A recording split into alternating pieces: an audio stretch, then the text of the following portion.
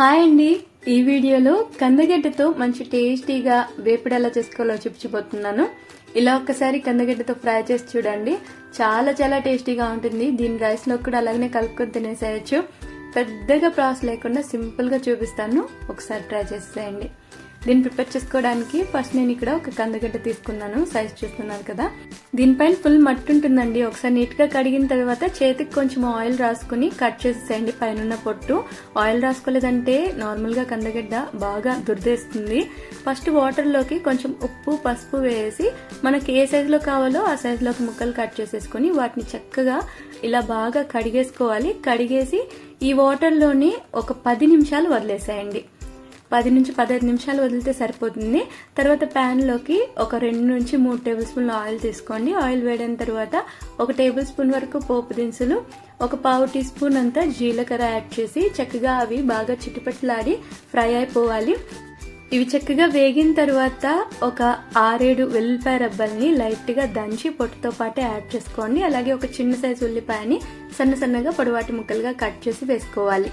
1 నుంచి 2 టేబుల్ స్పూన్ల వరకు పల్లీల్ని యాడ్ చేసుకుని వీటన్నిటిని బాగా వేగనివ్వండి. వేగిన తర్వాత 1-2 పచ్చిమిర్చి చీలికలు, కొన్ని కరివేపాకు రెమ్మలు యాడ్ చేసి చక్కగా వీటిని కూడా ఫ్రై చేసుకోవాలి. ఇవన్నీ మనకు బాగా వేగిన తర్వాత మాత్రమే ఇందులోకి ముందుగా మనము ఒక 15 నిమిషాలు నానబెట్టుకున్న కంద ముక్కల్ని యాడ్ చేసుకోవాలి.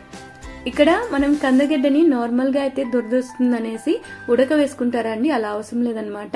సో ఇప్పుడు ఇందులోకి రుచికి సరిపడా ఉప్పు, 1/4 టీ స్పూన్ అంత పసుపు యాడ్ చేసేసి చక్కగా బాగా ఫ్రై చేసుకోవాలి.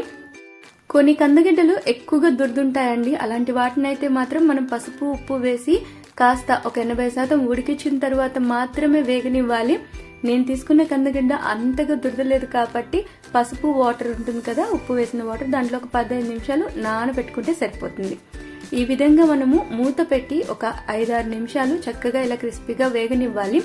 ఇలా వేగనిచ్చిన తర్వాత మాత్రమే ఇందులోకి కారానికి సరిపడా కారం పొడి, నేను ఇక్కడ 1 టేబుల్ స్పూన్ అంత కారం పొడి, ఇది ధనియాల పొడి కలపని కారం పొడి అండి. అలాగే 1 టేబుల్ స్పూన్ వరకు ధనియాల పొడిని యాడ్ చేస్తున్నాను. వీటితో పాటు 1/4 టేబుల్ స్పూన్ అంత గరం మసాలా, ఇక్కడ గరం మసాలా యాడ్ చేసుకోవడం కంప్లీట్ గా ఆప్షనల్. యాడ్ చేసుకున్నట్టయితే చాలా బాగుంటుంది. సో ఇలా యాడ్ చేసేసుకుని మరో 1-2 నిమిషాలు వేగనిస్తే సరిపోతుంది. టేస్టీగా మన కందగడ్డ వేపుడైతే రెడీ అయిపోయింది. చాలా మంది కందగడ్డ ఇష్టపడతారు, కానీ కొంతమంది మాత్రం ఎలా చేసినా కంద దురదే అని చెప్పి దీని జోలికి కూడా వెళ్ళరండి. అలాంటి వాళ్ళు కంద ముక్కల్ని పసుపు ఉప్పు వేసిన వాటర్ లో వేసి ఉడికిచ్చే టైంలోనే కొంచెం చింతపండు కూడా యాడ్ చేసి ఉడికిచ్చి మీరు పులుసు పెట్టినా, తాలింపు చేసినా, కర్రీ చేసినా సూపర్ గా దురద లేకుండా ఉంటుంది. ఈ ప్రాసెస్ లో కూడా అస్సలు దురద వేదండి, ట్రై చేసి చూడండి. నచ్చినట్టయితే లైక్, షేర్ ఇంకా కామెంట్ చేసేయండి. అలాగే ఛానల్ ని సబ్స్క్రైబ్ చేసేసుకోండి.